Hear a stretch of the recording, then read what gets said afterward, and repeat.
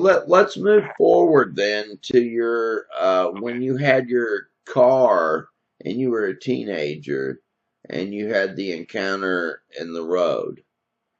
And Okay. Well, yeah, basically, I was 18, and it was 1997, and I don't remember the date, but I do remember the date. It was the Thursday, the week before Halloween weekend, and that year, I remember Halloween was on a Friday, and it was the Thursday before. And what it is, I got in my first car, and just like a lot of people in high school, I had like an after-school job. All right, so I think I had the car maybe for about a week or two. And the whole time I had the car, I'd not really gotten to go out and drive it because either I had to go to school or I had to go to work. So I'd not really got to experience driving it. So I worked one night about to a little bit after 10:30, and I was kind of peeved because what it was is I had to work so much later. And so like I'm basically it was because I was hungry.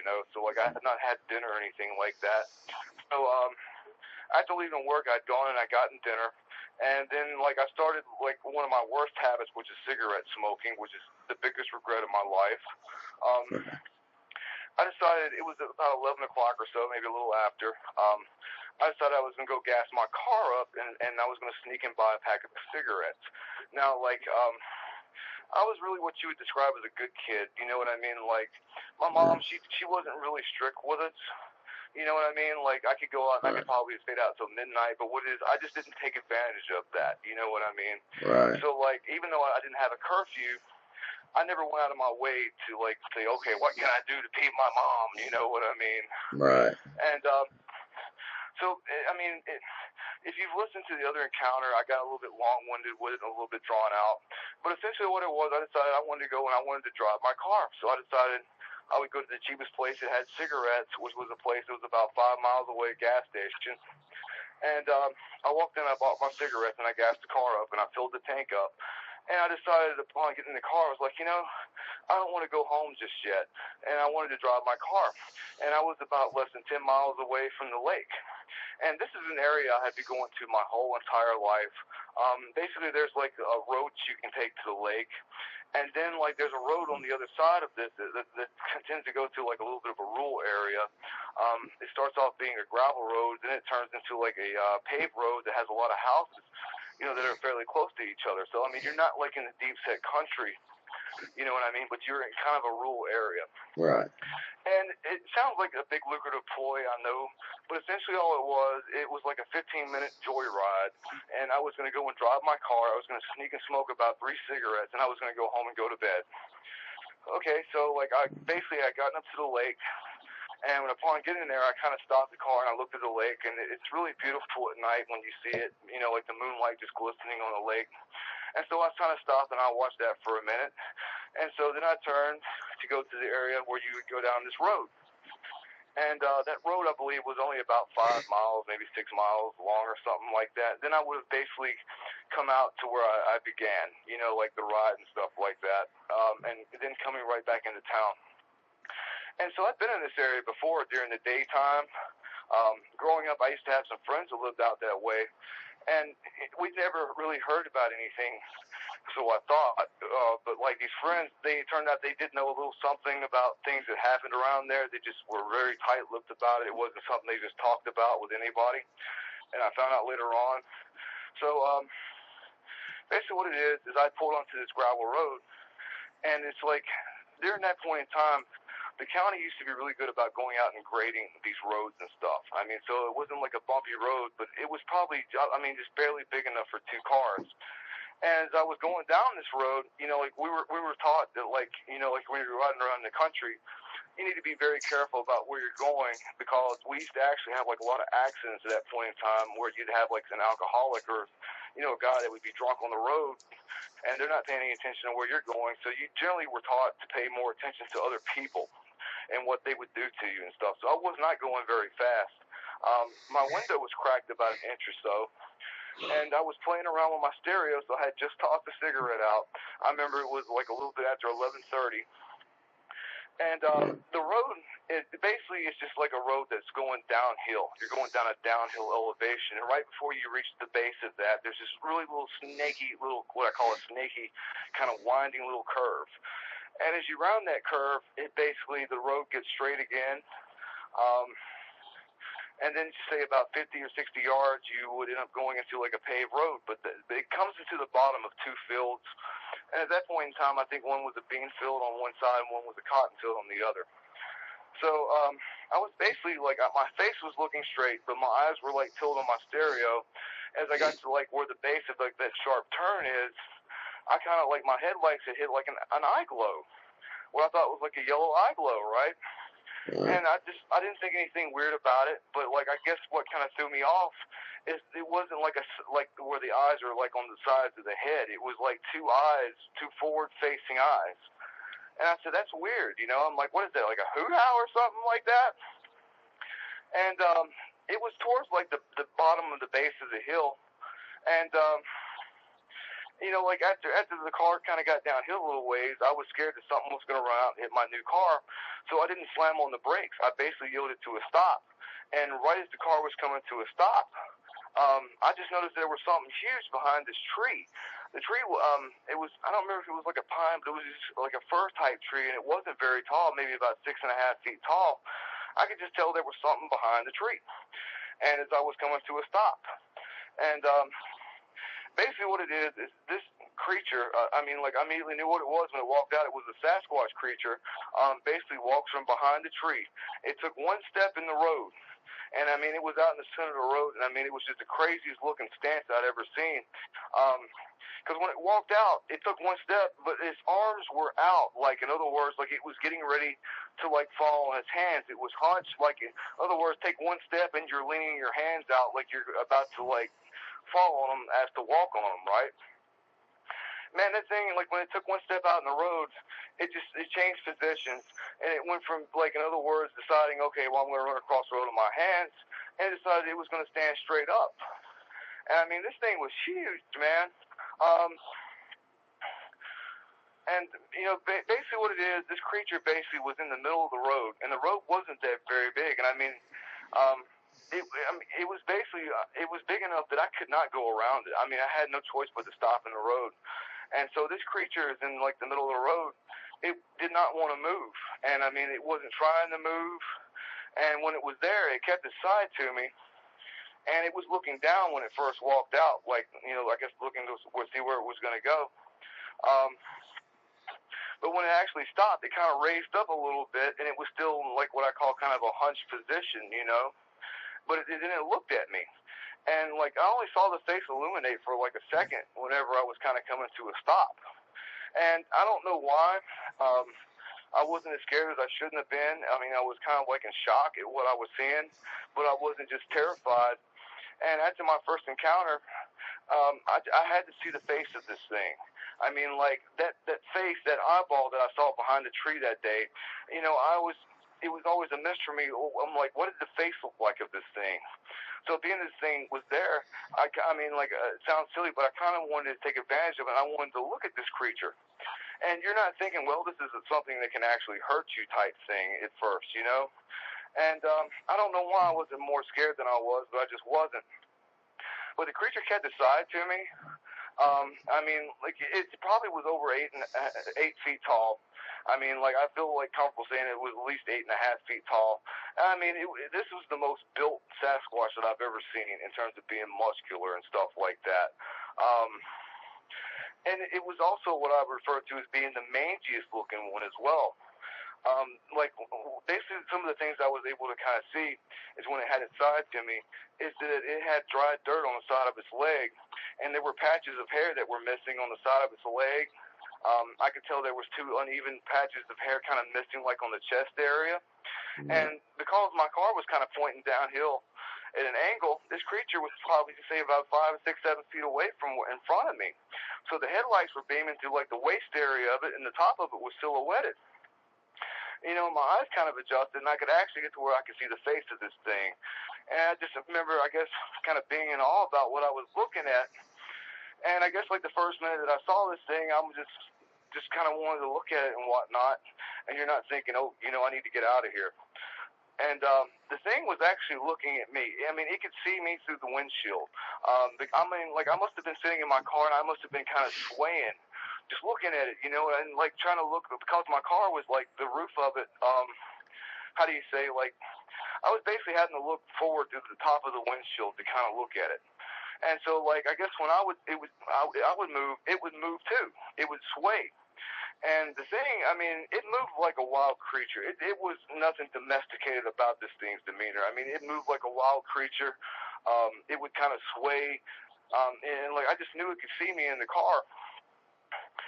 Okay, so then me and this creature, I guess, were just kind of getting like a look at each other, and I couldn't believe that this thing wasn't running across the road or wasn't making any effort to move on or anything like that. And I kind of got thinking, okay, well, what do I do now? Because, like, if I backed up, I would have had to go back around that sharp curve in reverse. Okay, hold on just a second. Hold on just a second. Okay. This is where I want to interject in your favor. Okay. Your mother told me how much this incident affected you in a very, very traumatic way. And as I listen to you tell this, you're getting very, very, very worked up talking about it. You can tell it in your breathing and everything. I just want you to understand that you're safe to talk about it here. You're not under any threat or nothing like that. I want you to just take a deep breath and relax and tell exactly what you saw, and don't think that you're under any kind of threat here, and you're not going to suffer any consequences for sharing or anything like that. Just I want you to be comfortable sharing your experience on what you saw and be very detailed about it. And I want you to know that your mother has been very supportive of you also, and if that helps you any at all. Okay, you can continue. Thank you. Okay.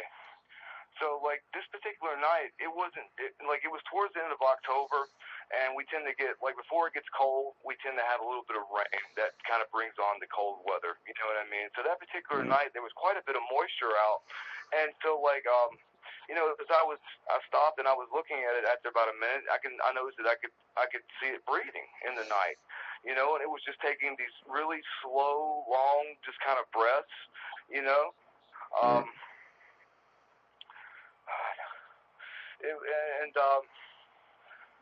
Basically, I don't know. I just, like, after about a minute or so, the creature's demeanor began to kind of change. I mean, like, its demeanor went from being like, okay, I'm a wild animal when I see you in there, and it just started doing these jerks and these sways that came off as being fairly aggressive, like it was getting, I guess you could say, agitated, or it was working itself up to get angry, and that's when I started kind of freaking out. I'm like, oh my God. I'm like, what do I do here? You know, because this thing was so big. I mean, it could have easily totaled my car, and just, I mean, if it wanted to, like, I mean, it could have just probably busted out the windshield and jerked me through it if it wanted to. I mean, my car was nothing compared to this creature.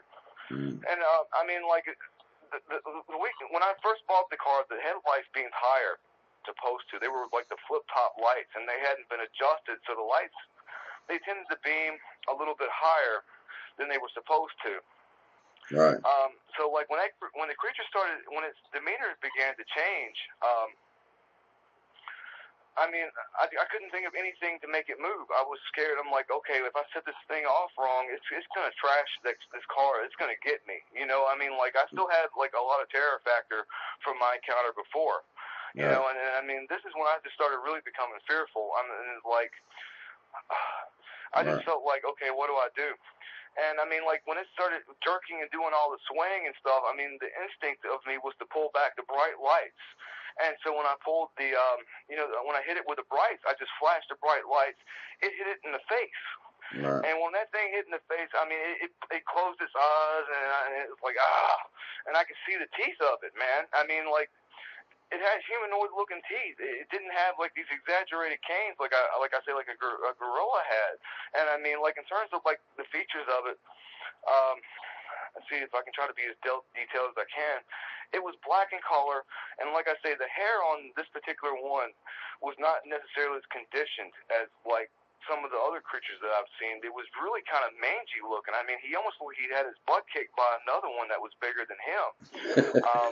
Right. I mean, he had like hair missing on him in spots. I mean, I could absolutely see this really light gray, ashy colored tone on like the places where the hair was missing. Yeah. And I mean, his skin color was like what I call like a medium, kind of a dark gray color.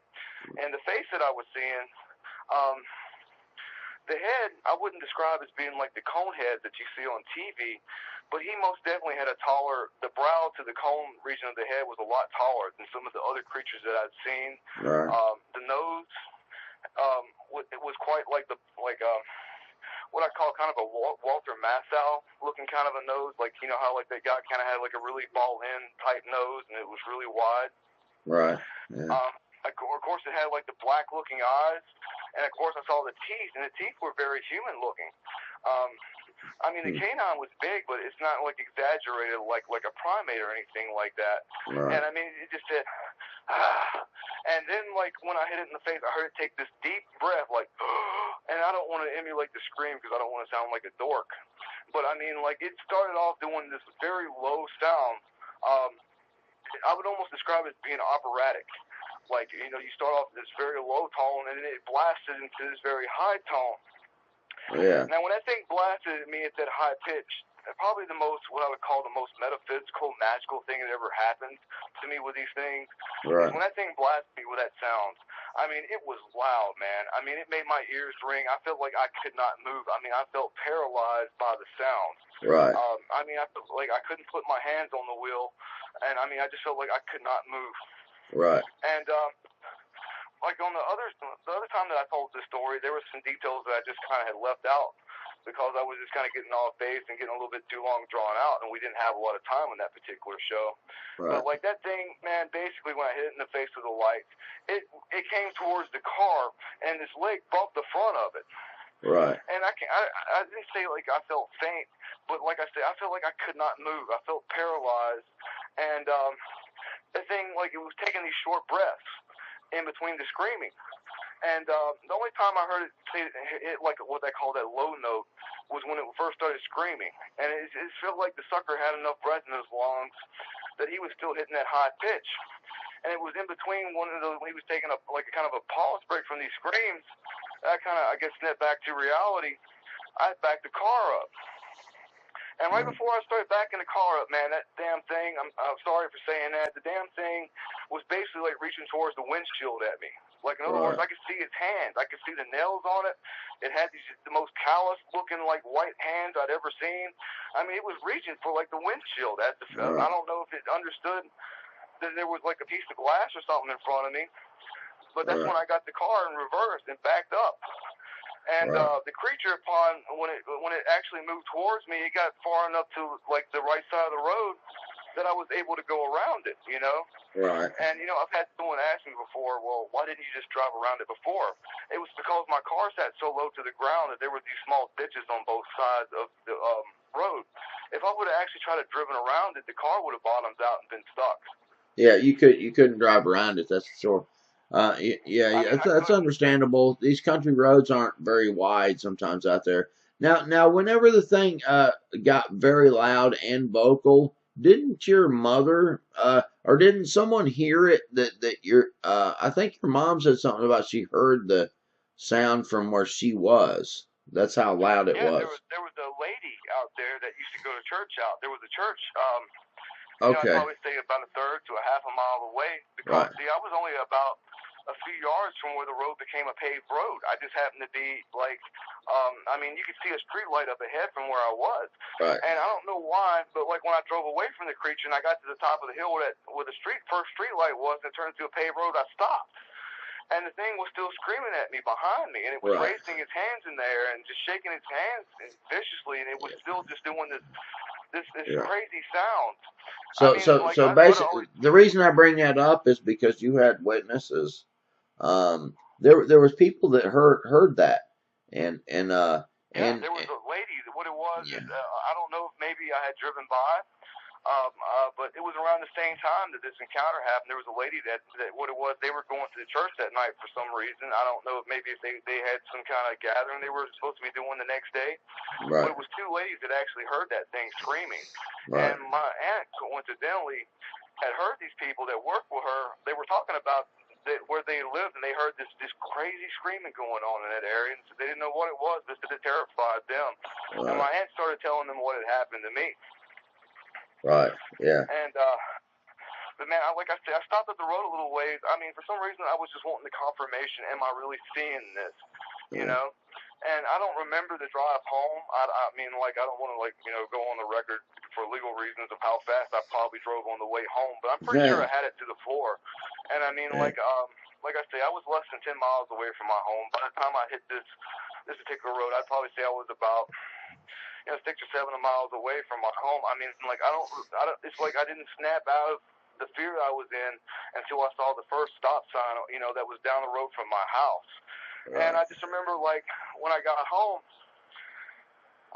I guess I was just, like, you know, again, like, just shaky, just terrified. Well, listen. You don't know how bad shaky you were. I didn't realize it. I've heard you tell the story before. You don't even know how bad you were until you listen to what your mother says. I mean, I didn't realize how bad it affected you. I knew it affected you because you had said some about how it affected you. But when your mother told me, you don't know, when a mother tells you something, your mom talked about this incident to me. And she's had her own incidences also. But when I heard your mom talk about it, she elaborated on how much this was a very traumatic thing to you, far past what you're even willing to acknowledge. Yeah. Well, like, I remember, like, when I came home, I mean, she just immediately looked at me and says, "You're white as a ghost." And I remember, like, I like, at first, when I first got home, I could not speak. I think I must have picked her up by her arms and dragged her to my room. And I couldn't get out. I was trying to get out that I saw this thing, you know, and, like, when you know what it is, it's like, for some reason, you can't get the word out of your mouth. I saw Sasquatch, Mom. You know what I mean? Yeah. And I just told her, I said, I saw this thing. I said, it walked out in the road, and I just kept referring to it as the thing. I just couldn't talk. I was just jumbled. It was like, in other words, just static, if you will. Yeah. And, you know, we went out and looked back at my car, you know, after I kind of calmed down for a little while.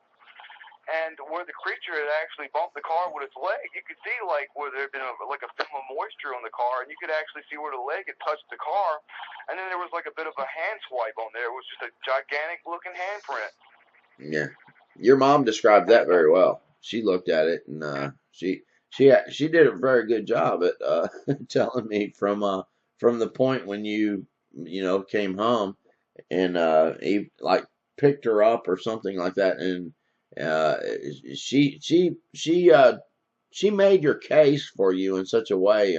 It'd be really cool if she would come forward and tell, because it really helped so much to make a serious case for, I don't know, when you have an extra witness to someone, and especially being your mom, and knowing how describing the trauma that it was, and she described the stuff about the car, and just so many details. It was amazing. I can't even really elaborate on it.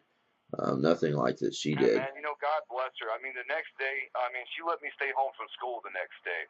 Yeah. You know, I mean, like, that night, whenever I was going to bed and stuff, I mean, even though this happened miles away from the house, I mean, like, I kept checking to make sure the doors were locked. Like the sucker was going to walk to town and come after me, like he knew where I lived and stuff, you know, as silly as that sounds. Yeah.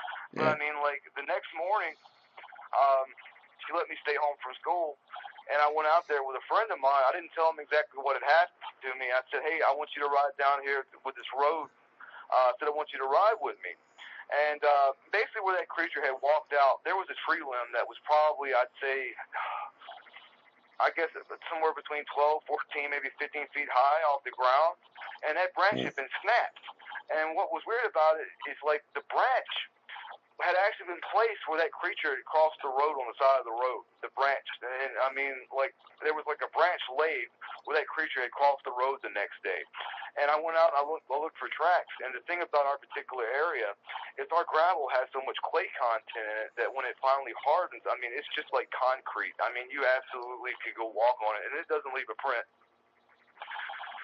And I mean, like, after that happened, I mean, like, I didn't want to, again, like, it was something I just didn't want to talk about. You know, I talked to my mom and like, you know, I have a sister, and I talked to them about it, you know, but, like, the friends that I had before, you know, after quite some time had passed, I ended up asking them, I'm like, have you ever seen anything weird out here? And they started telling me that they had seen these things that they thought were monkeys, you know, and that was the word that they had used. I mean, they weren't backwoods or anything like that, but, like, they didn't know, like, a Bigfoot or a Sasquatch other than hearing the word. So, I mean, like, the words they would use was these big, tall monkeys. Right. Yeah. And they had actually been seeing these creatures, and they had seen basically 5 different individuals. And they had seen some that were, like, you know, about the size of about 5 feet. And, this friend was a female, and what it was, her mother could not speak, you know, so she would use sign language and stuff like that, or like in my case, because I didn't understand sign language, she would actually write stuff on paper, and she would tell me about some of these things that would come around at different times, you know, and they said like they said it would come around during like the early afternoon times or broad daylight. They said it would come around sunrise, and they said it would come around at night, and the girl's brother had actually seen one of these things in a very tall tree one day, and again he referred to it as being a monkey, and I guess that's just how they kind of viewed it, you know. And so I found out much later on that these people, the people in that particular area knew about these things being out there, and nobody was talking about it. Right. Yeah. Yeah. Well. Yeah. Your mom had even talked about different times where she was in the trailer that you all had out on the piece of property where the horses were. There was a trailer put out there so that you all could go stay and deal with the horses. And she talked about even times where she was there by herself and what have you, and the creature would come to the trailer and basically put its shoulder or something, she thought, to the side of the trailer and walk down the side of it where it rubbed all the way down it. And some very intimidating type tactics that it would employ on trying to intimidate her while she was there alone and things. And it is very interesting. About a year later, my aunt had bought this property, and you know, let's just say, for example, it's 10 minutes away from my family's house that I grew up in. And she would go and bought that property, and at that point in time, that land was being newly developed. Like, at one point in time, like, part of the road, like, when you got past her house, was actually gravel. If you were to go out to that area now, it's like a newly paved road and stuff. All right, my aunt had been out there for a little while, and they had about 13 kittens. And, like, the driveway, like, from the gate entrance to where the actual trailer house was to say, like, a nice little drive, you know what I mean? It was like several hundred yards away from the entrance and stuff. They went out and found these kittens one day, and every one of the heads had been crushed like an eggshell, and every one of them smelled like a skunk. Yeah, she mentioned that too, dude. There were so many things that she said, and gosh, I can't remember it all. I wished I could. I really, goodness, I wish she would come on. It was so fascinating. She told so many fascinating things. It was incredible. Just like your story, dude. You all have some fascinating stories to tell. It was incredible. She talked about those kittens and so many other things. It was amazing. Well, that particular property, that was like really the only thing that happened when my aunt first moved out there. And then there wasn't anything out of the ordinary or anything you could say was Squatch related for years. I had a younger cousin. It was years later after they found these dead kittens. You know, we never could chop up what had happened to these kids. You know, I mean, we thought, like, because at this point in time, like, when this stuff had happened to me, I still knew nothing about these creatures. I didn't know, you know, A from B to C when it came to these things. I knew nothing about them. You know, after I had my first encounter, I'd gone to the library, and I probably read a few books. But like, I would kind of feel peeved because a lot of the books you read of these stories where these creatures are walking away from you and they're shy. Well, They don't bother you. your mom even talked about some incidents where she was maybe at the barn, things like that, Oh yeah, and she would notice out of peripheral vision that there would be the creature like peeking around the edge of the building to look at her, and yeah, she would kept seeing it in her yeah, peripheral, things like that, or seeing the creature way out there in kind of in the field a little bit, and she thought it was a big stump, and thinking, well, there's not a. I didn't ever notice a stump over there, and the stump would be sitting there, and it would look like a stump because it was black and what have you. And they do that quite regular. They can do it in the woods, and that's one of the reasons people don't notice them very much because they look like stuff like that. But then she would look back, yeah. and the stump would be gone. Or she would notice that there would be a big red blotch on the big tree out there in the field. And then she would look back, and that big red blotch would be gone. But it would look like the bark was swaying because of hair on the creature. She talked about it being such a somewhat like the orangutan type fur on the creature. So when it stood in front of the Yeah, big oak I'll tree or tell you about the whatever, story. the I'll hair tell you would about the story fly. about that one coming up. But this is basically where, like, what I call Bigfoot training camp and my educational lessons with these things began. I had a Yeah. younger cousin, and what it was, I believe she was about 12 or 13 years old. She was old enough that she was just able to start staying by herself. And one night she was actually cleaning her room, and there's something that was standing outside of her window. Something about the window caught her attention. And she looked before she could examine whatever it was, the shade was partially up, and it was just basically concealing whatever was behind it. Well, apparently what we would later find out to be what I called the banshee, which was the name I had for this particular female Sasquatch. That's the polite name I had for her. I won't say the bad name, even though it's not that bad. Because children and elders tend to watch this programming, I don't use foul language. Yeah. Because I like for this stuff to be for everybody. So Yeah. even though I might cuss a pirate among men, I don't use foul language on these shows. Um, Yeah. but my cousin, Appreciate basically it. what it was, before she could look up at the window, something started screaming at her. Right. And of course she screamed back. Not at it, but just screamed about the situation. And Yeah. the female, what I call the banshee, basically ended up circling the house and screaming at the house for about 30 minutes. And she had to call my grandmother that lived, like way up in town to ride out there. And it took her a while to get out there. And, the poor thing, man, she was basically just traumatized just from this experience. And of course, she told us about it when it first happened. And then it kind of like made me start thinking, okay, because like we later found on about these things smelling like skunks. You know what I mean? We didn't know about skunk apes or none of that stuff. You know what I mean? Right. And so we started putting together that, well, maybe these things had come out there before, but like, why hadn't we seen any kind of sign of them over the years? And I mean, honestly, I don't think they were around like really the whole time that my aunt was there. So it was after my cousin had this experience, like I call it the floodgates. So like my aunt was getting ready to move to Nashville, Tennessee around the time that this stuff happened. I mean, she basically had like 13 Arabian horses that were some very expensive horses.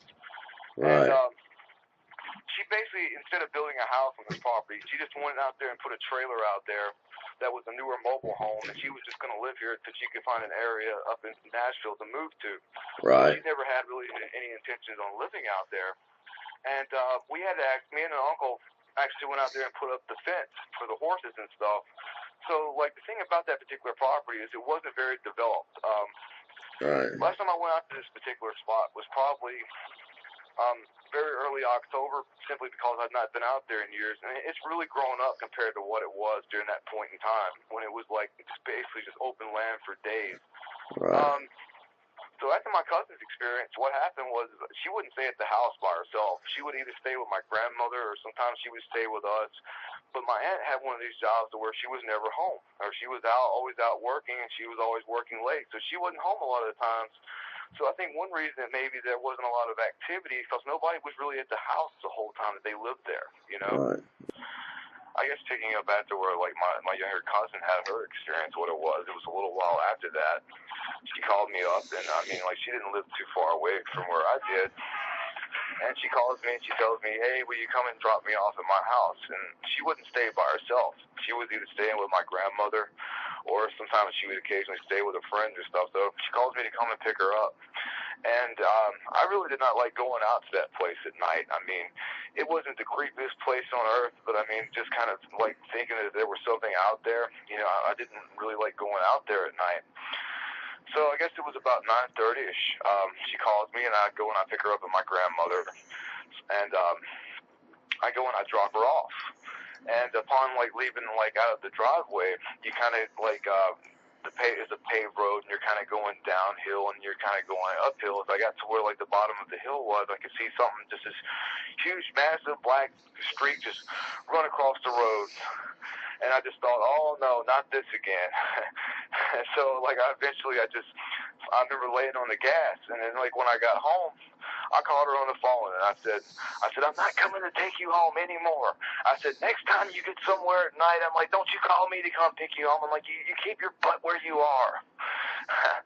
And so then, you know, that was like the first, I didn't chop it up as maybe that's what it was. I knew in my mind that's what it was, but I was like, by this point in time, I feel like I kind of had enough, you know, in these last two encounters, and I'm like, oh, I'm not ready to open a new chapter with this, you know. And so then, you know, that's when a lot of the Squatch activity started happening around there, you know, like we had the kitten incident, which had happened like a few years prior, and, you know, like my cousin, after that happened with her, with the female coming up and screaming at her through the window and circling the house, the weird thing that started happening around there is like my aunt had like a newly built barn that was probably about, about 50 or 60 yards away from the house. And she had this big plastic bin that she would keep the sweet feed in, you know, for the horses. And what would happen is if something was just completely raiding the sweet feed all the time, you know, and like, you know, and kind of knowing those things were down there, I mean, I would consider we were kind of realistic. We didn't always blame everything on Bigfoot, you know what I mean? And so we kept thinking, okay, well, maybe a coon's getting into the bin, and it's like just knocking the top off, and it's going in and it's having a field day with the sweet feed. So the funny thing is, at this point in time, I didn't really help so much with the horses in terms of feeding them, but my mom would go down there a lot of times. What it was is my family had a farm that was like on the opposite side of the country, where she would keep a male horse she had, and then she had a female horse that she would keep on my aunt's property with the rest of these mares that my aunt actually had. And so what happened is everybody was kind of blaming everybody about leaving the lid off of the sweet feed. So eventually what happened is they went and got one of these plastic bins, and it's the one where you actually had to kind of mash the sides of the bin in to actually take the top off. And again, the top was coming off. And then like these things, they weren't eating just a little sweet feed. I mean, they were knocking a dent in the sweet feed. And I mean, it was getting costly, and they were eating a lot of it. Right. So I don't know why. For some reason, I just was drawn to go back out into this place. I don't know if it was just to kind of put to rest the curiosity I had about what they were, because at this point in time, you know, I didn't really completely see them as like a physical being. I just like, there was times like I wondered, were these things demons, were they spirits, you know, and then like, I mean, I have like a different idea of what they are now, but at that point in time to me, I mean, like they were basically the equivalent of like a demon. Yeah. I mean, you know, like I say, I'm not out to villainize these creatures, but, you know, I do believe that there are people that have had positive encounters, but, you know, like the listeners are going to hear this, and like they're going to think maybe I'm out to villainize these creatures, in which I'm not. I'm just being very honest about what these things' behavior was like, and it was not good. Right. These creatures are wild. You know, like people can say whatever they want to, but these creatures are wild, and they will hurt you. They're not like the passive little Care Bears that they make them out to be on Finding Bigfoot. They really are not. Right. And I mean, a wild creature is a wild creature. It's not domesticated. And something wild does not imply that it's evil. It just means that it's not domesticated, and something wild will hurt you if you send the wrong signal to it. Right. Okay, so I got to where, like, what it is I had enough curiosity. I would start going, and I would occasionally make trips down the road at night, and I would go out just to kind of see if I could see anything. And I guess, like, the upside of that particular property was like, other than like the surrounding lands behind my aunt's house, where it would be like, nicely forested, there was a lot of open land, and it's like, what you call kind of like the delta lands and stuff. So I mean, like, it was just like really open land. So if something would have been out there, I mean, you could see something crossing the fields at night. I mean, it would have been wide out in the open. So like, I guess the first encounter I had after that would have been a roadside encounter with was basically the mill. And at this point in time, like, I knew that these creatures were not solitary creatures. I knew if there was one around, there was probably more. Something I kind of left off about the second encounter, when the creature was swaying very violently, it was kind of like it was agitated in me, but it almost like, the motion of it is like if you've ever seen somebody in a crowd that's impatiently waiting for somebody, and the way they're looking over the crowd, and they've kind of got like this irate, irritated look on their face because it's like they're waiting on somebody. I believe there might have been another Squatch behind me because I never looked back in the mirror the whole time or anything like that. So chances are, on the second encounter, what was happening is that Squatch that walked out in front of me was just basically holding me off for his buddy or whoever he was with to come around behind me. Because something that they'll actually do is, I think, like, maybe a gravel road is like the equivalent of like a game trail for them. So you have one that's at the top, and then you have one that's at the bottom, and like, you'll hear people talk about how they set up like that, and I kind of think that's what has happened. And there are encounter stories out there where these creatures do, attack vehicles, and they're not afraid of a car like people think they are. They really are not. I mean, they're so used to being cloaked and just hidden that you could drive right by one on the side of the road at certain times of day, and you wouldn't think twice about it. So, like, the first encounter I really had with a male, where I got to, like, visually see it, what I would do is I would start going and riding around the roads at times that I had encounters, like, for example, 9:30, a little bit after 11:30, and then, like, it would be sometimes hard, but sometimes I would go out a little bit after 5 a.m., like on the weekends and stuff like that, and I would basically use that as kind of like a starting time for when this was a possibility that these creatures might be out. Right. And sure enough, like, I was basically nearing my aunt's farm, which, like, I know, like, sometimes people call ranches that have, like, just horses and cattle a ranch, but in the South, everything's a farm. It doesn't matter what you have, So we refer to it as the farm. Okay, so, like, basically, like, right when you would get to, like, the edge of my aunt's property, it was, like, a lot of just heavily forested type land. It just had lots of trees and stuff, and next door to it was, a guy who was actually, like, a tree farmer, so he would actually raise trees and that sort of thing. And so that side of the road was actually pretty thick with just trees and stuff like that, and some of them were fairly tall and some of them really weren't. Right. But I mean, it was like what you would consider like a perfect little patch for hiding. And then, like, right across the road from that, there was like a nice little patch of just brush. I call it like a Bigfoot hunting blind because a lot of these places where you have a lot of open land, if you have like these patches of brush, like it's like a mixture of like these tall fern kind of plants and stuff like that. If it's thick enough, they'll go and use it for almost like a hunting blind. Right. And so I think it was around 9:30, going on 10ish, and as I was like going by that particular spot, I looked over to the side of the road, and I noticed I could see what was basically a face sticking out the top of that brush patch on the side of the road. And I'm like, is that what I think it is? And I stopped down the road like a nice little ways, just good enough that I could kind of look from a distance. And I rolled the window down and kind of stuck my head out, and absolutely what it was is the male was in this brush patch, and he was so much taller than the rest of the plants that his head was sticking out above it. And I could absolutely see the skin on his face. I could see his eyes. I could see his mouth. And his skin had a little bit of a shimmer on it, in the moonlight. I guess you could kind of say kind of a leathery, shimmery kind of look to it. And it just kind of confirmed for me that, okay, we've got this male out here. And like I say, at this point in time, we weren't sure how many of them there were.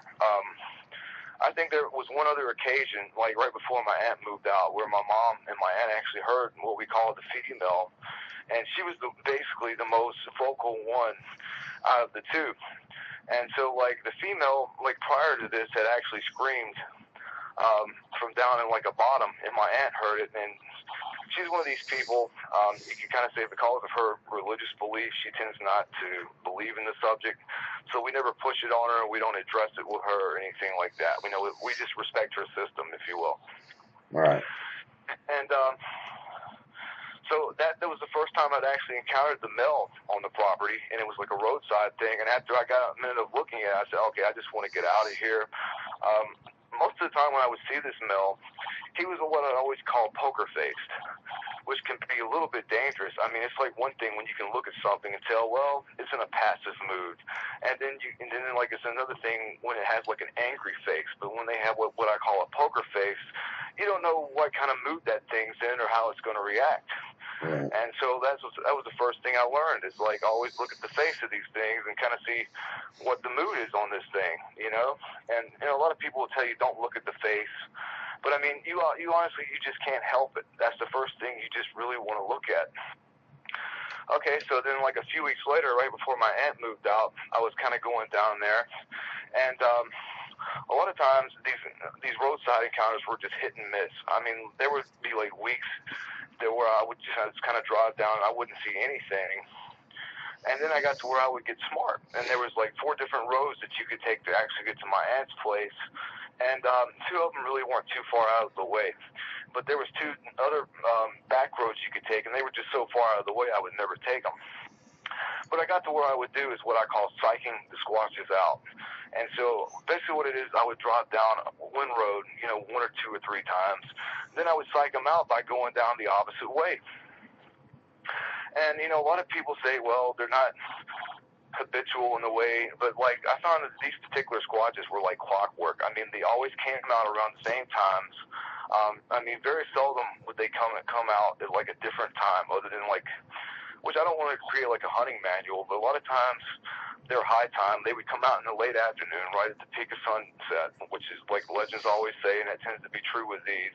They would come out about 9:30. You see them out about 11:30 or 12. And then you would see them out maybe going into about 3 or 4 in the morning or so. And then, like at 8 o'clock in the morning, they were nowhere to be found. And that's just kind of how, like, they worked in terms of, like, a biological clock. And that's when, like, most of the time I would always see them. So, like, basically what I call this psych method, it actually worked because what it is, I would go down one road a few times, and then, like, I would mix it up and come down the back way. And the thing that was very intriguing about that property is you would always see deer out there. And, I mean, you could go out there. One of the last times I went out there, I saw 2 deer, So, I mean, like, it's not uncommon to see them out there. And I think that's one reason that the Squatches were probably around that, and they were getting, like, free sweet feed. Right. So one night what it was, I came in the same way that I saw the male on, and there's like a turn down the road, like not far from my aunt's driveway. So as I turned down the road, this is like in a very open area, I looked and you couldn't miss this big brown massive thing that was hanging out on the fence. And what it was the female Squatch, and this is the first time I would actually see her. And she was basically what it was. I guess I had caught her as she was trying to cross the road. So basically she had one leg on one side of the fence and one on the other, and she was basically on top of the fence. She had her head turned away from the road and the light. And as I passed her, I kind of breezed by her really quickly, and I had the window cracked. And she smelled like a fresh skunk. I mean, the smell was so loud. I mean, it just made my eyes water. And so I ended up stopping down the road a little ways from her. So I already knew we had this big male out here. So what it was, I made sure that I was parking like in an open area where I could see my surroundings. And what it is I just thought, okay, I don't know why I'm dumb and have done some of this stuff. I don't encourage people to do this with a creature you're not familiar with. But I actually stopped the car. I opened the door. And as I got one foot on the ground and kind of got out of the car enough to kind of look at her, man, she just did this horror movie-like movement, and her head just jerked up really quick, and she looked at me, and I mean, she growled, she showed her teeth, and she growled at me. And in terms of what she looked like, a lot of people have seen the Patterson footage, and she was what we refer to as the type A, and she was with Patty type Sasquatch, but she was not built like Patty at all. She was probably about 8.5 feet tall, which is pretty tall for a female, and she was actually built like what I refer to as an Olympic runner. She was actually very lean. She had very muscular legs. I guess like a human example, if you're familiar with the Olympic runner Flojo, Yeah. you know, back in the 80s, you remember how like her build was as an Olympic runner? Yeah. The female, she wasn't as big as Patty and girthy as she was. She was actually fairly lean, and she was built more like a runner. And I mean, like her shoulders were very, very broad, but she had a feminine build. And how do I say this politely? She had very big boobies that were very human. Yeah. They were not the breasts that you'll see on some of these primates where it looks like these flaty, you know, saggy milk bags. I mean, she had breasts like a female would have. Right. And she was actually a two-tone color. She was. Have you ever seen the color of fudge when you mix it, for example, like with brownies? It's like a very, very dark brown. Right. The center of her body was actually kind of a fudge color, and then the top of her hair and the bottom of her hair was actually almost like a very raven brown kind of black color. Her skin was very light gray. She had longer arms, like I say, but her skin was light enough you could really make out her features. In terms of her face, her head, it wasn't as cone-shaped as like some of the ones I'd seen before. Of course, they have like the ones I've seen tend to have orby-looking eyes, round eyes. I mean, like I've seen videos of them having triangular eyes, but the eyes on these particular squatches that I've seen all throughout my life have rounder eyes. They tend to be a bit further apart than human eyes. They're round, and they're just black. I mean, it almost just reminds you of like a great white shark in a way. I mean, like I hate to use the word soulless, but that's almost what they look like. Her nose reminded me of some of the native Indians, like from the Southwest, and the way they had that broad and very slender nose. Right. And her nose wasn't as round and ball-shaped as some of the other squatches I've seen, including her male mate. Right. And man, she was just extremely aggressive. I think maybe that some of what her problem may have been is she may have had run-ins with humans where maybe somebody had fired a shot at her or something like that, thinking it was maybe a human trespasser. But I mean, the first thing you think when she growled at me, I mean, she looked at me like she knew what I was, whether they have like a definition in terms of like I was a human, but I mean, she just looked at me like she would kill me. I mean, absolutely. I got into the car and I left. And I mean, she smelled like a fresh skunk. And so like the smell of that skunk actually stayed in the car for about 2 days. And I mean, she smelled that loud. Wow. All right, so then what happens is my aunt ends up moving out during this point in time, and that's when my mom ends up moving in. And then that's when a lot of the high point of the activity started happening. That female, I call her the Banshee. Some of the screams, I would kind of say they're very similar to some of the Sierra sounds. Wow. I guess it's kind of hard to describe a sound visually, but there's this Walt Disney movie called Darby O'Gill and the Little People. And that particular movie had this scene with these banshees that come to collect, you know, like the life as is passing. And it's just this really ghoulish type sound, I guess you could say. And you could, like, if you could blend the sound of that banshee from that movie in with some of these Sierra sounds, that's what her scream would sound like. It would just make your blood just curl. And when she would come up to the house and start screaming, sometimes, I mean, when it began, her screams would be further away from the house, but over time she got to where she was getting closer and closer with this, you know? And, I mean, like, we were really scared. I mean, like, we didn't know what to do. We knew she was coming around the house and prowling. We didn't know if that big male was coming around or not. And, I mean, it just got to the point I felt like, okay, we're going to have to defend ourselves against these creatures because it became a nightly thing that she would come around that house either screaming or prowling around. And if people could understand how big these things are, it would be nothing for them to tear down a door or knock in a window and stuff like that. I mean, they could do some real damage due to how big they are. And until you actually see one in person, you don't realize how powerful these things are. I mean, I've heard, like, for example, a chimpanzee has about 300 pounds in each arm, you know. So a gorilla, let's go to the next step up and say a gorilla. Imagine how much power a gorilla has muscle-wise in each arm. Now go to a creature that's bigger than a gorilla and 8 feet tall and imagine how much muscular strength that thing has in its arms, you know. I mean, they could tear your head off like like a grape. Right. Yeah. And well, I mean, like when we didn't know what to do. I mean, we got to the point where like, okay, do we call the police and tell them we've got someone prowling around out here? And we were really entertaining the idea of just calling the police, but I mean, we felt like if we had to keep doing it all the time, it became like a cry wolf type thing, and they got to where they would stop coming out. And I mean, it didn't. This female, for some reason, the male typically stayed in the background most of the time. In the very beginning, I think my mom may have heard him let loose one time, but he was generally very quiet-natured, and he tended to be a lot more passive-natured than she was. You know, and people talk about, well, these creatures, they're all either passive or they're aggressive. And like in this particular, say, this mated pair, the female was extremely aggressive, and the male was actually very passive.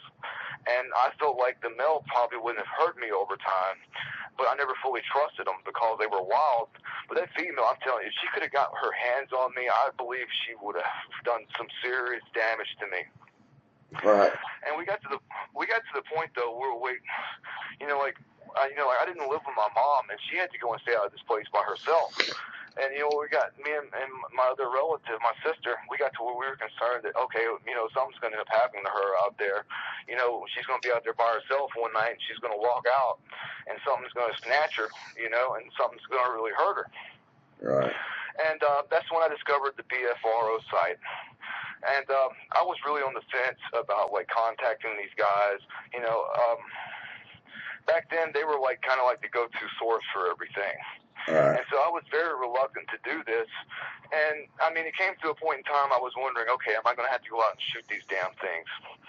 And I didn't have a gun that was big enough that would do any damage, honestly. I mean, I own like firearms, but I don't own anything that's like, in other words, right. I don't own any high caliber weapons. I mean, like I have like a 22, I have a 12 gauge, and little pistols and stuff like that. Right. And when you see these things, I'm telling you, I believe the only gun that would even have an effect on these things are 50 caliber. I don't think a 45 would do much to it besides anger it.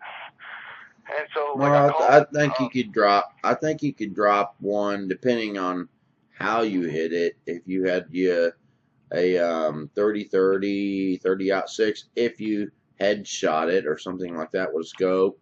I don't care how big a creature is, you shoot it in the head with a 30-30, it's going down.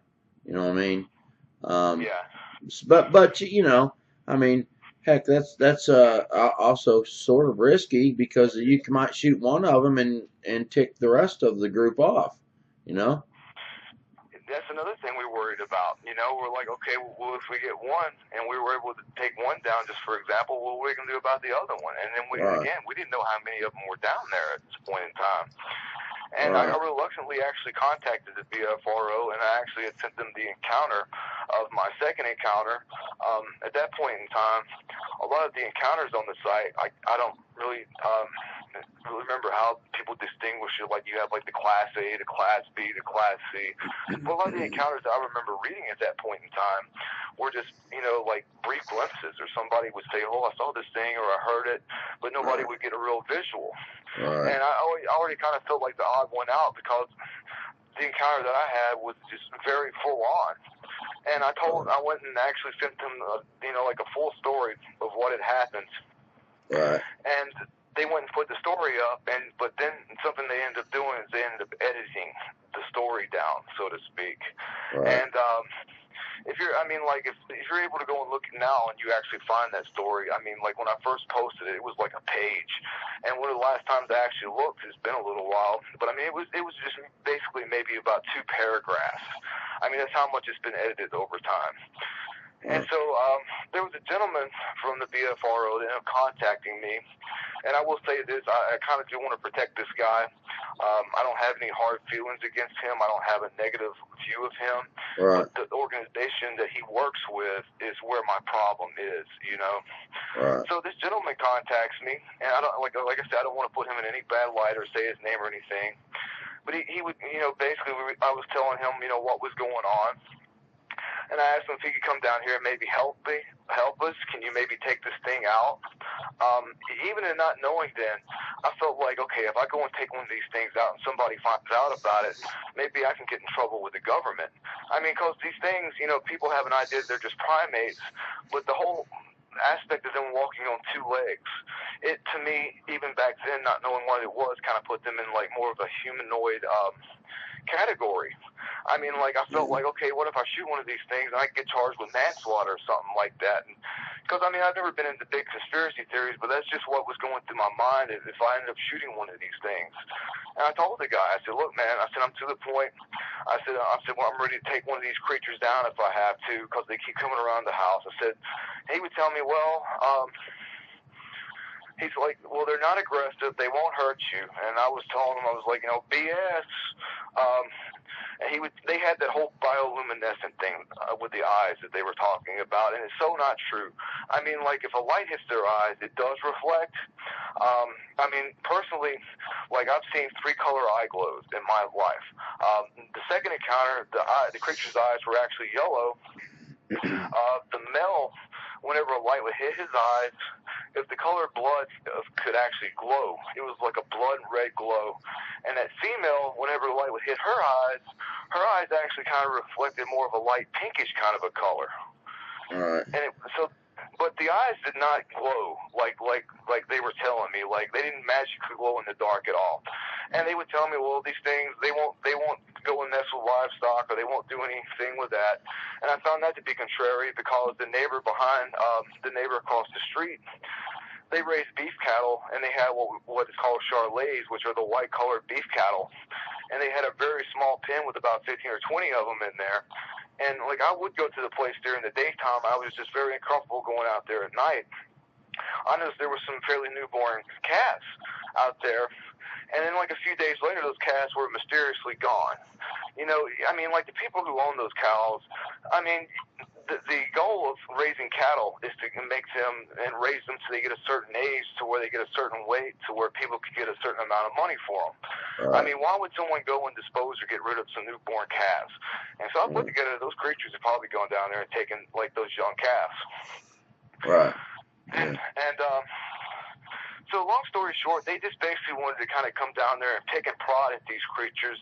And I didn't want that to happen. I was like, look, I said, if y'all come down here and you set up cameras and you do this and you do that to them, I said, you guys are going to go home. And I said, we're going to be stuck with these things. And I said, they're going to be aggressive towards us, and more so than they are now. And to give the male credit, the male Squatch, I ended up calling him Goliath because of how big he was. I mean, Goliath was actually more of a very passive creature compared to that female. I mean, she was really the one that we worried about the most. And well, the guy was telling me things like, I think at one time he told me to go and maybe put out some things for him every once in a while, like, you know, food and stuff. And I was like, no. Like, I said, man, I'm not going down there, so I don't want to be around these things. That ends up turning out to be actually a pretty bad mistake, because they start expecting that if you do that.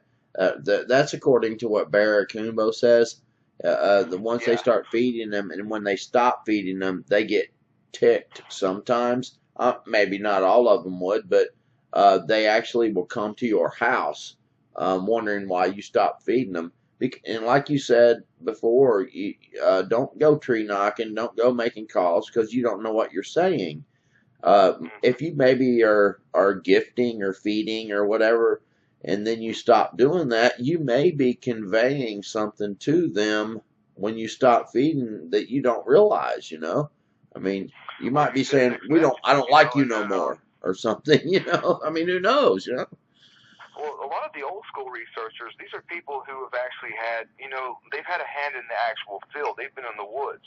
And you have this new generation of these so-called researchers. What it is, they sit on YouTube all day and they watch everybody else's video because they see Tom, Dick, Harry, and Mary go and put like a piece of fruit out for this Squatch. It doesn't mean that it's going to apply to these other ones. I mean, people act like these creatures are trial and error, and they're not. And I mean, like, there are cases where these things have killed people. And I mean, like, people don't realize that, like, sometimes you might meet like what you call a passive player, but then sometimes you might meet your worst nightmare, like I've met. Right. And basically, I wouldn't say that the BFRO were really just encouraging us to go down there and interact with these things, but like they wanted to come down to the property and put cameras out, and I was just like, no. And so that ended up falling through. So, I mean, we were just kind of like, I guess you could say, on our own with these things. And my mom at that point in time, she was working about at least 2 jobs at that point in time. So luckily, a lot of times when the night activity would go on, she wouldn't be home. Or like if she did, it would be the very early hours of the morning. But basically, she was like in what I call the clear zone. I mean, like she wasn't in the line of danger when these things were coming around. And I mean, like I did not trust these things at first. And like I said, I got to a point in time like where I don't know, like curiosity would just kind of get the best of me, and I would start going out at night, and I would just start looking for them. And I guess the best method I figured of like keeping them away is I knew they were hunting deer, you know. And a lot of times during the daytime, you could tell the creatures were around just by watching the local livestock. I mean, like for example, we had 13 horses on the property. A lot of times it would set the horses off. I mean, sometimes they would be very flighty about it. Sometimes they would just kind of be worked up to the point you could tell that, you know, like the herd of them were just particularly stressed out. Right. Sometimes they would watch the woods. Yeah, But your mom said something about the one of the big horses, I guess the male horses that you had, the stallion. Would be standing there at attention with his head raised up really high, staring at one area. And for so long, she said something was wrong. She knew something was up because it stood there for a long time staring at this particular area like it was guarding. And you know, your mom said some very interesting things. It was quite incredible. You know, like your stuff that you're telling, you know, just some of the stuff she said was pretty amazing. But anyway, if you could, let's wrap this up, with whatever you want to say about how you kind of started dealing with this and how you're able to deal with it now, or what have you. Okay. And the farm situation, and what you think about it, and what your advice would be, you know, that kind of stuff.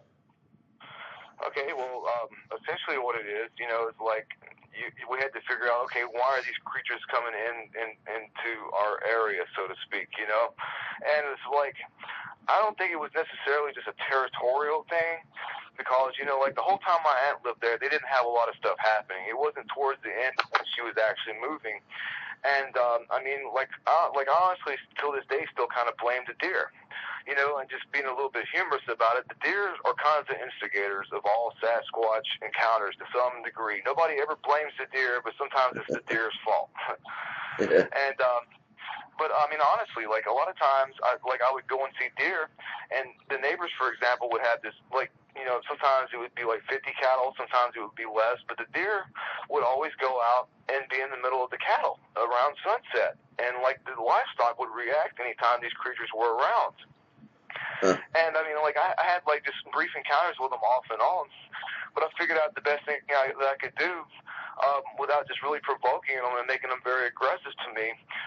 You know, it took a lot of time and effort and just being around them and just kind of studying them and just hit and miss and just kind of learning little details off and on. Then I realized that what I could do to actually affect them is the deer that would come out at night around the property. What it is, I would go out and I would honk the horn and I would startle the deer. Because once those deer got out of their zone, I mean, they basically had like a parameter, if you will. I'm not sure how far away they were staying from my aunt's place, but they were not staying very far away from it at all.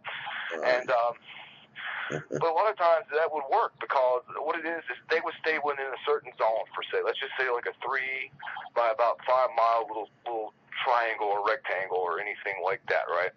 Yeah. So they would wait for those deer to come in that parameter, and after a few years had gone by, probably the most time I spent with them was like back in 2004, and towards the end of 2003, I had a girlfriend that I was seeing, and me and her were together for about 6 months. And going into 2004, she actually ended up getting in like a car accident, and she passed away. So after she passed away, I became, friends with what I call anxiety and all that sort of thing. Yeah. And I just really fell into like a very low point in my life, you know what I mean, where I just became very reclusive. I just kind of pushed a lot of people away, like friends and people I was close to. I just really became just a loner, and just shut the rest of the world off. And that's when I really started doing a lot more field work with the creatures. I guess you could say that, like, not that I needed to have some proof to believe in something more, but for some reason, like when I would see them during that point in time, it made me feel more spiritually connected to something, if that makes sense. Yeah. Well, maybe gave you purpose or something. After we wrap this up for today, man, you can ponder about some of the other things that you think you might have wanted to say, because I know that was one of your concerns, that you might not be able to fit everything in. But we have kind of gone maybe a little bit over 2 hours, so that's why I'm saying, kind of, if you want to save some of this for a second episode. And you're welcome to come back on. The first one. I mean, like, the only thing I could figure out to do to kind of keep these creatures away was go out and kind of chase the deer around, and kind of force the deer out and force them out of what I called their parameter. Right. And that actually worked for a little while, because essentially what it was is people don't realize how hard it is for these creatures to go out and get a meal. I mean, like, they're out there hunting with their bare hands. You know what I mean? It's not like us where we can just go to the store. It's a lot of work for them to go out and get a meal. And these particular creatures, like the male, I'll get into the description of how big he was and how he looked in, like, the next episode. But these creatures were actually fairly lean, and upon observation of seeing them, you could tell they pretty much just fed their height, that they were not overeaters, Right. But, like, basically when I would chase the deer away, it would make their job of hunting a lot harder, and then, like, they were very intelligent in the way. They picked up on what I was doing. They were like, look, they're like, anytime we go to the house, that guy basically comes out here, he flushes the deer away, and then we're having to work harder to hunt. And that actually worked for a while, because then what ended up happening is the female, she would prowl, but it toned her little aggressiveness down. And basically I found out much later what it was, is that it was just only these two of them, and they had a juvenile as well. The little juvenile Sasquatch I only saw about twice. They kind of would keep it in, like, a certain area that was basically what I would call the edge of their parameter. And essentially the way the day in their life worked is, like, they would kind of come out probably around 4:30 or 5 p.m. in the afternoon. I'm not sure wherever they were bedding down at, but basically they would cut across from the neighbor's property. That female had a position, and they would cross the same places all the time. And what it was, I wouldn't stop or acknowledge these places, because I felt like if I would have gotten out or left my scent around or something like that, they would have actually picked up on it and been like, well, now we've got to go and find another area. So I didn't want to intrude on, like, what I called their natural patterns. Right. And so essentially what they would do is the male would walk with the female almost like a married couple. He would walk her over to where she would cross. They would go and they would stick that young one up he would generally stay up in a very tall tree, and he stayed in this parameter, I guess, until the parents would come back. But a lot of times when we would hear them screaming, it would be from this particular area close to where the juvenile is. And the female, what she would do, is, like, she would kind of go to the neighbor's property where the more forested area is. So a lot of times when we would see the deer and they would be out there with the cattle, what it is she would be the only one that smelled like the skunk. The male never smelled that way. And apparently that smell attributes to just, how do you say, kind of pushing your prey away from you. You just kind of want to get away from that smell. But I knew that she would use that flush technique that those squatches used on me on that hunting encounter. And basically what it is she would drive the deer very slowly to where that male was. Now, that male, I can't tell you how his takedowns always work, but towards the end, I actually saw him take down a deer one day, and he always had this particular place that he would cross. But I saw that male take down a deer one day from a distance with his bare hands. I mean, after they got familiar with us after a few years and stuff, it's like they didn't care if we knew they were there. They wouldn't come out right to where we could do anything to them.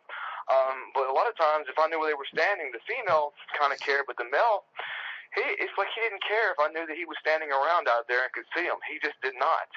And it got to where they would go about living their natural lifestyle, and they didn't worry about us, I guess, because we were no longer a threat. They didn't perceive us as a threat.